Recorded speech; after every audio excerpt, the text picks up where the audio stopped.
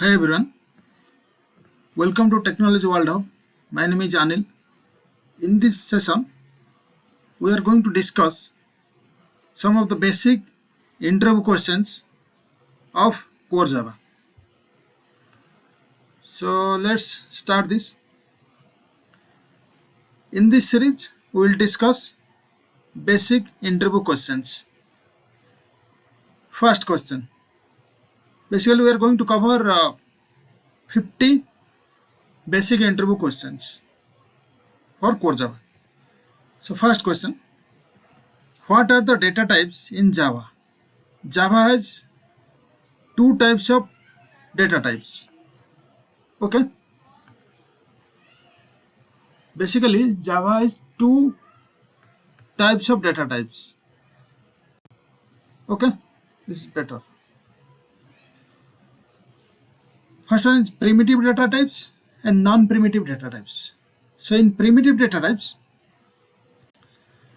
it includes byte, short, int, long, float, double, char, and boolean. They store simple values and are not objects. Primitive data types are not objects. It stores simple values. Non-primitive data types. These include string, array, class, and interface. They are derived from primitive data types and provide more functionalities. Basically, these are derived from primitive data types which has more functionalities. The next question, what are wrapper classes? Wrapper classes provide an object representation of primitive data types such as integer, double, and booleans. These classes allow primitives to be used in collections and provide useful utility methods. Basically, wrapper classes are used in collections where primitives will be converted into object types. Next question, are there dynamic arrays in Java? Java arrays are fixed in dynamically. Okay, that is Q4 size. However, array list from the java.util package provides a dynamic array implementation where elements can be added or removed dynamically. Okay, Java arrays is not dynamic. Okay, but array list provides a dynamic array implementation where elements can be added or removed dynamically. Okay, which is present in java.util package used in collection. What is JVM? The Java virtual machine is a part of the Java runtime environment. Okay, the Java virtual machine, that is JVM, is a part of the JRE, that is Java runtime environment. It is responsible for executing Java bytecode by converting it into machine code specific to the operating system. So what JVM does? Basically, it executes the bytecode by converting it into machine code. So basically, JVM will convert the bytecode into machine code. Okay. Why is Java platform independent? Java achieves platform independence through bytecode. The Java compiler converts code into bytecode, which the JVM interprets for the underlying operating system, making Java write once, run anywhere. That means after writing the program, the compiler will convert the code into bytecode. and the bytecode will be run by JVM, and it will interpret for the underlying OS. Basically, what exactly that means, for different operating system, we have JVM. That JVM will take the bytecode and convert it into machine code. Okay, that means it can run in any, that bytecode can be run in anywhere, means any operating system. So that's why Java is platform independent. Okay, so next question, what are local and global variables? Local variables are declared inside method or block and are accessible only within their scope. So local variables can be declared inside a method or block, and that can be accessible only within that method or blocks. Okay, that have that kind of scope. Global variable, that is also called instance variables, are declared within a class but outside any method and have a wider scope. So basically, global variables, which are also called instance variables, are declared within a class, but that should be outside the method and have a wider scope. It has a wider scope. Okay. What is data encapsulation? Encapsulation is an OOPS principle where data, that is variables, and code, which is methods, are bundled into a single unit, that is called class. Okay, so basically variables and methods will be bundled into a single unit, that is called class. So that definitely variable and method will be inside a class, right? It restricts direct access to data using access modifiers, that is private and protected. Okay, so direct access is not possible. For getting that, we use getter and setter, and with public method we basically access those variables. Okay, what is function overloading? Function overloading allows multiple methods to have the same name but different parameter lists. The compiler differentiates them based on the number of type of parameters. Okay, same name, same method name, but different parameter list. Okay, so let's take one example. For example, let's say public class figure. It is an example where there will be two methods with same name.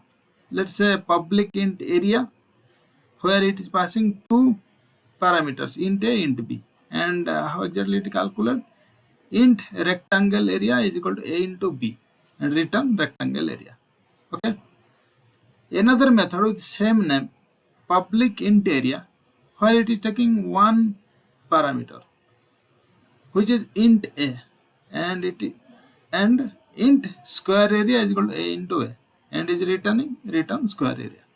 Okay, so same name with different arguments, that is called method or function overloading. Okay, so public static void main string args. So how we'll call these methods? So we'll create one object, figure f is equal to new figure, then system.out.println area of square. So we'll call the method. Let's say if we'll call f.area of 5, so it will return square area 5.5. And if we'll, let's say, call f.area 5.3, so it will return rectangle area 5 into 3, that is 15. Okay. Next question. What is function overriding? Overriding allows a subclass to provide a specific implementation of a method defined in its superclass. It enables dynamic method dispatch, runtime polymorphism. So basically, in overriding, what happens? The same method which is present in the parent class will be present in the subclass, and it allows a subclass to provide a specific implementation of a method defined in its superclass. Okay, and it is runtime polymorphism. It is executed during runtime. Okay, that is also dynamic method dispatch. Okay, why is the main method static in Java? The main method is static so that it can be called without creating an instance of the class, allowing the program to start execution without object instantiation. Okay, so main method is static because it will execute without creating any object, without any object instantiation. Okay, that's the main thing. What is the difference between the throw and throws keywords in Java? Let's discuss different features. So, what is the purpose of throw? It is used to explicitly throw an exception, and throws declares that a method may throw an exception. So it will be declared on method level with method that a method may throw an exception. Okay. Then what is the usage? Throw new exception in bracket error. So that's how we'll use throw new exception error. In throws, how exactly we declare? So let's say there is a method public void my method throws IO exception. So my method might throw IO exception. So that's why we throws IO exception. Number of exceptions can throw one exception at a time. Throw will throw one exception at a time, and throws can declare multiple exceptions using commas. Okay. Next question. What do you mean by singleton class? A singleton class ensures that only one instance of the class exists throughout the application's lifecycle. It is implemented using a private constructor, a static instance variable, and a public static method that returns the single instance. The most common way to create a singleton class is using the lazy initialization or eager initialization approach. Okay. Next question. Does every try block need a catch block? No. A try block doesn't necessarily need a catch block. It can be followed by either a catch block, a final block, or both. Okay, catch block or a finally block, or both. A catch block handles exceptions that may arise in the try block, while a final block ensures that certain code such as resource cleanup is executed regardless of whether an exception occurs. Okay, so it's a printing mistake, it's a finally. Okay, it's not final, it will be finally. FINALLY. Okay, This is final.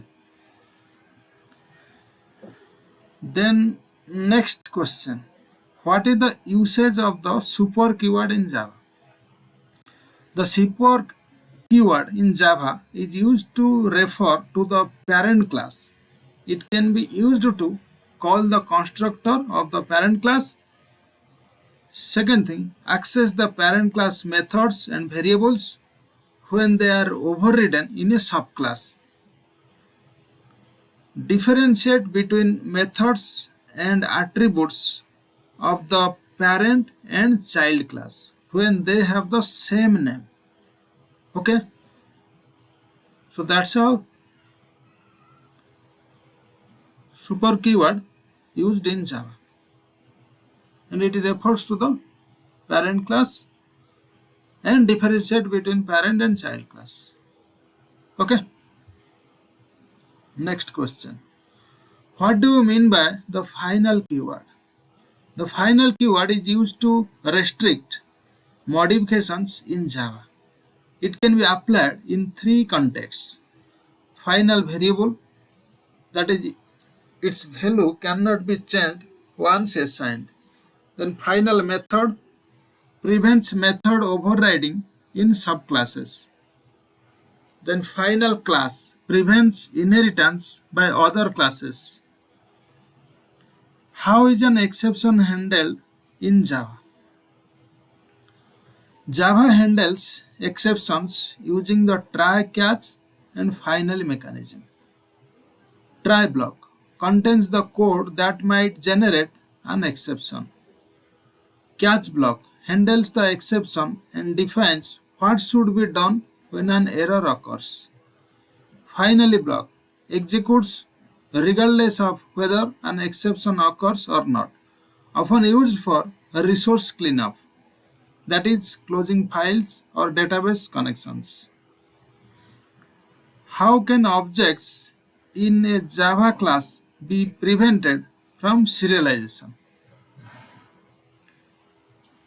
Serialization converts an object into a byte stream for storage or transmission. To prevent serialization, declare fields as transient to exclude them from serialization. Okay, the field should be declared as transient.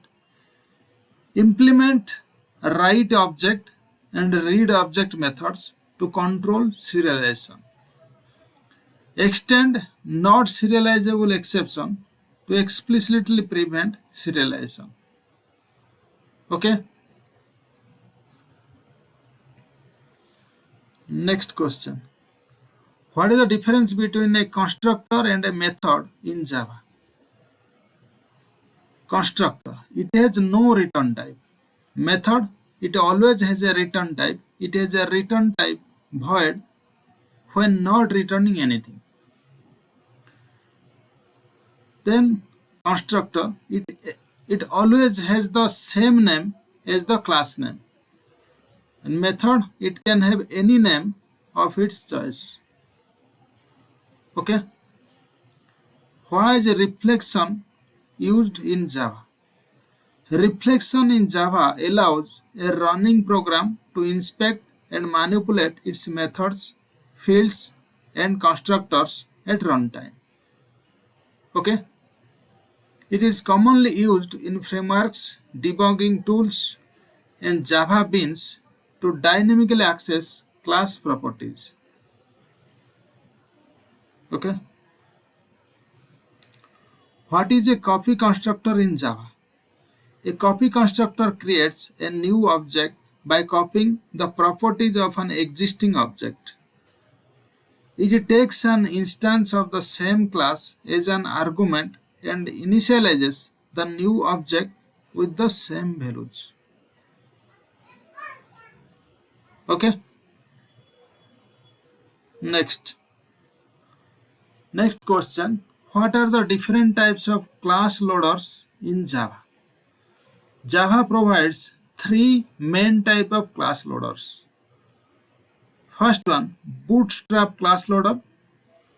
It loads core Java classes from rt.jar and other essential libraries. It is implemented in native code and does not have a Java class representation.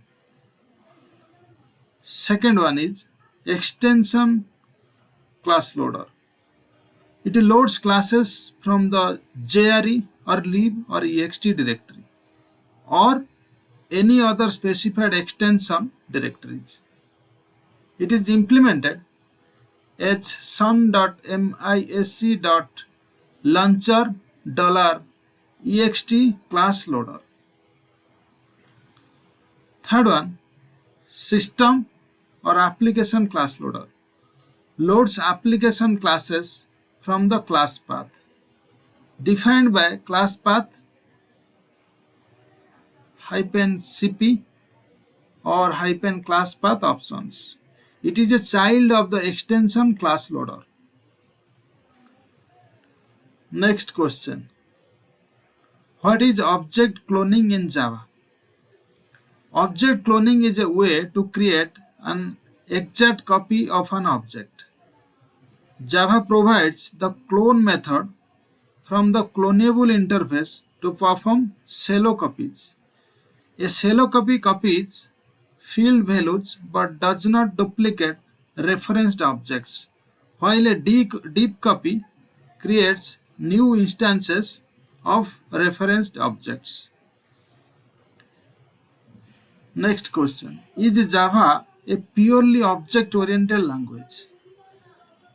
No, Java is not purely object-oriented because it supports primitive data types like int, char, boolean, and double, which are not objects. A purely object-oriented language would require every entity to be an object. Okay. Next question. What is a package in Java? A package in Java is a collection of related classes and interfaces grouped to organize code and prevent naming conflicts.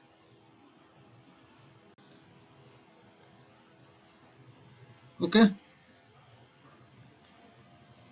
Built-in package, these are java.lang, java.util, etc. User-defined package created by developers for organizing custom classes. Next question. What is coercion in Java?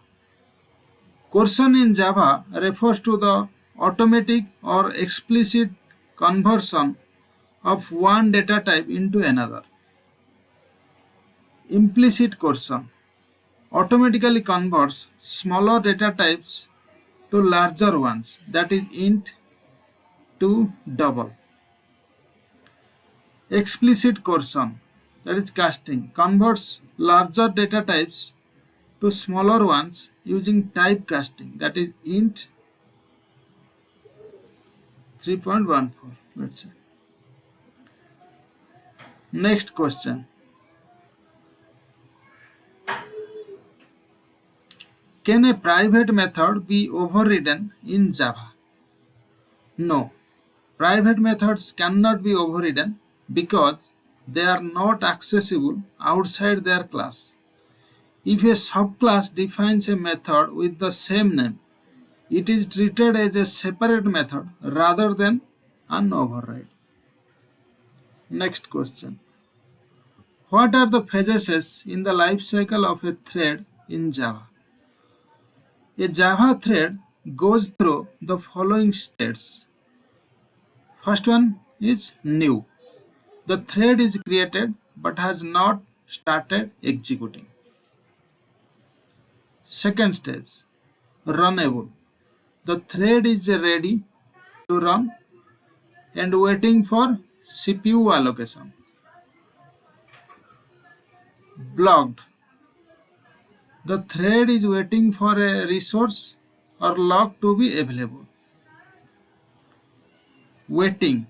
The thread is indefinitely waiting for another thread to notify it. Timed waiting. the thread waits for a specified time, that is using thread.sleep. Terminated, the thread has completed execution or stopped due to an error. What is a marker interface in Java? A marker interface is an interface with no methods or fields used to provide metadata to the JVM or compiler. Examples include serializable and clonable. Modern Java prefers annotations over marker interfaces. Next question. What is a memory leak in Java? A memory leak occurs when objects that are no longer needed are not garbage collected because they are still referenced somewhere. This can cause excessive memory consumption and slow down the application. Okay. Next question. What is the difference between new and new instance in Java? New is a keyword that creates a new object of a known class at compile time.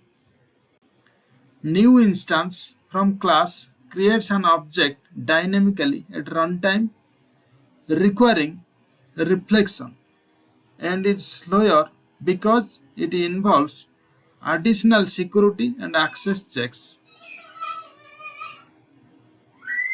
Next question. What is the difference between JDK, JRE and JVM? JDK, Java Development Kit.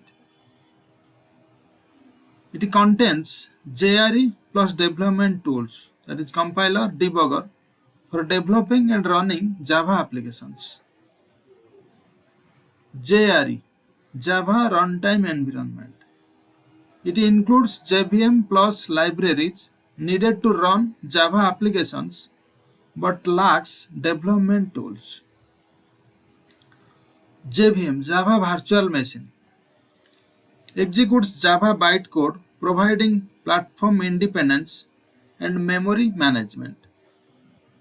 It is garbage collection. JDK, JRE, JVM. JDK includes JRE and JRE includes JVM. JDK is for developers while JRE is for users running Java applications.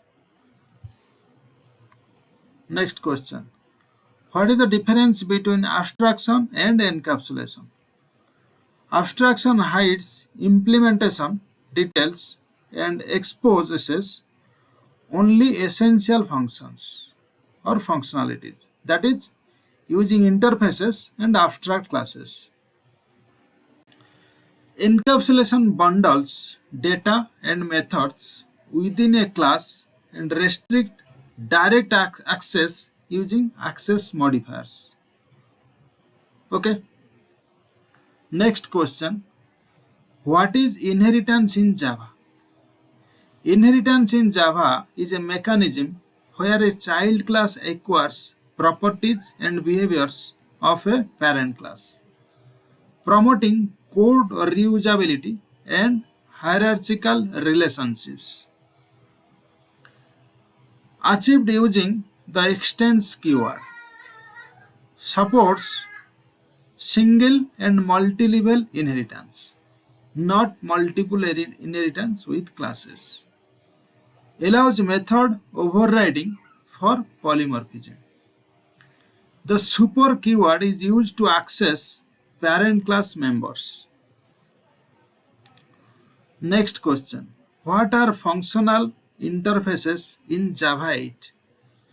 Functional interfaces have exactly one abstract method and are used with lambda expressions. Examples include runnable, callable, and comparator. Next question. What is polymorphism in Java? Polymorphism allows the same method to behave differently based on the context. Compile time polymorphism, that is method overloading. Methods with the same name but different parameters. Runtime polymorphism, that is method overriding. A subclass provides a specific implementation of a parent method. Next question. What is the purpose of the default keyword in interfaces? The default keyword allows the methods in interfaces to have default implementations, enabling backward compatibility without forcing all implementing classes to override them. Okay. What is an interface in Java? An interface in Java is a blueprint for classes that defines a contract without implementation. Declared using the interface keyword, contains only abstract methods until Java 7. Java 8 plus allows default and starting methods with implementations. Supports multiple inheritance. Implemented by classes using the implements keyword. Next question. What is the difference between ArrayList and vector? ArrayList is not synchronized, that is faster, while vector is synchronized and thread safe. ArrayList increases its size by 50% when full, while vector doubles its size. What is an abstract class? An abstract class in Java is a class that cannot be instantiated and is meant to be extended by subclasses. Declared using the abstract keyword. Can have both abstract, that is without implementation, and concrete methods. Used for partial implementation and code reusability. Must be extended by a subclass that provides implementations for abstract methods. Next question. What is the difference between hash map and concurrent hash map? Hash map is not thread safe, while concurrent hash map is thread safe. Concurrent hash map locks only portions of the map, improving performance. Hash map allows one null key, but concurrent hash map does not. Okay.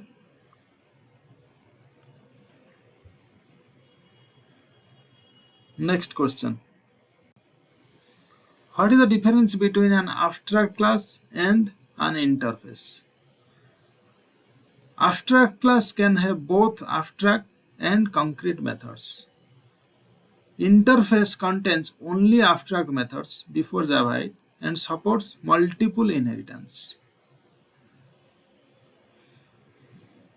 What is the Java memory model? That is JMM.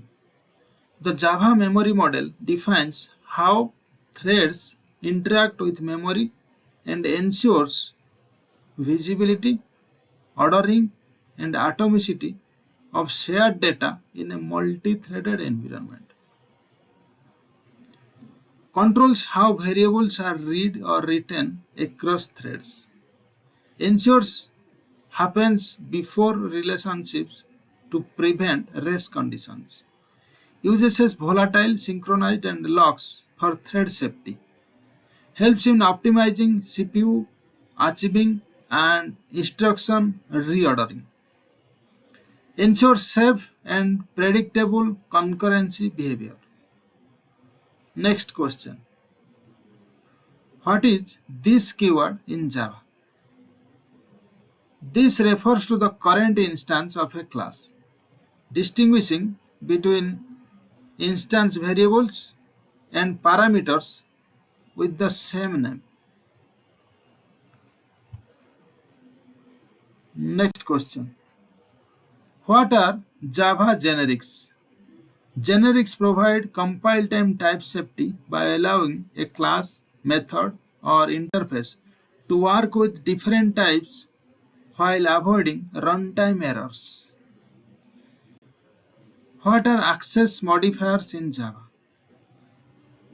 First one is private, accessible only within the same class. Default, accessible within the same package. Protected, accessible within the same package and subclasses. Public, accessible from anywhere. What is the purpose of the synchronized keyword? Synchronized ensures that only one thread can execute a block of code or method at a time, preventing race conditions. Next question. What is a static method in Java? A static method in Java belongs to the class, not instances. It can be called using the class name without creating an object. Declared using the static keyword can access only static variables and methods directly. Cannot use this or super. Commonly used for utility methods, that is math.pow. Class example, static void display, system.out.println, static method. Example dot display, call without creating an object. So directly we can call with the class name.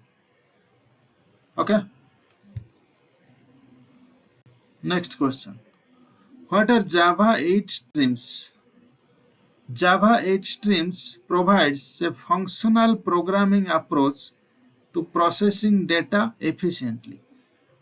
They allow operators like filtering, mapping, and reducing collections in a declarative and parallelizable way.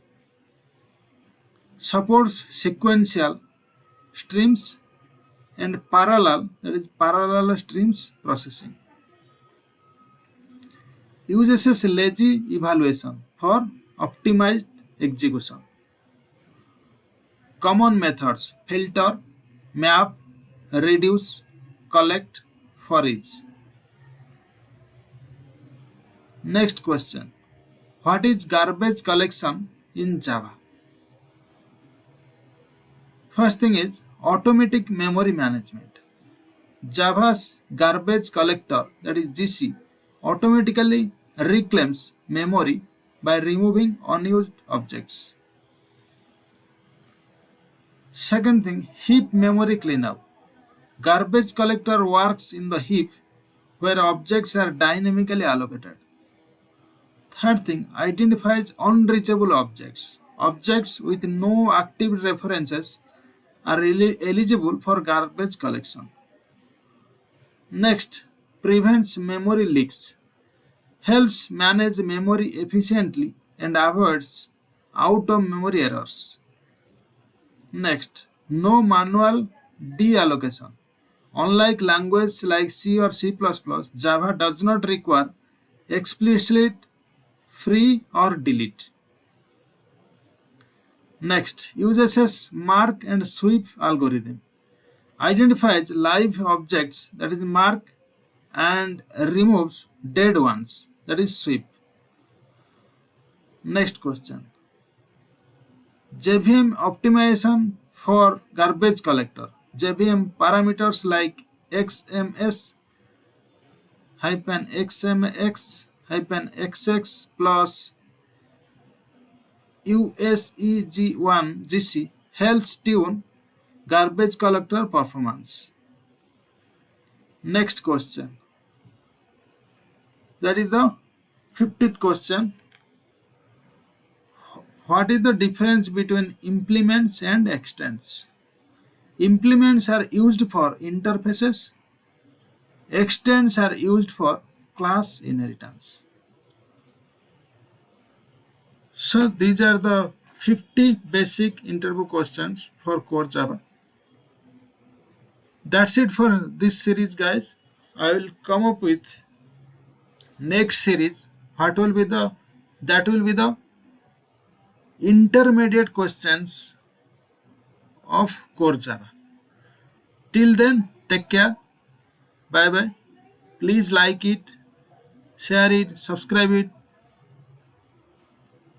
Thank you so much, guys.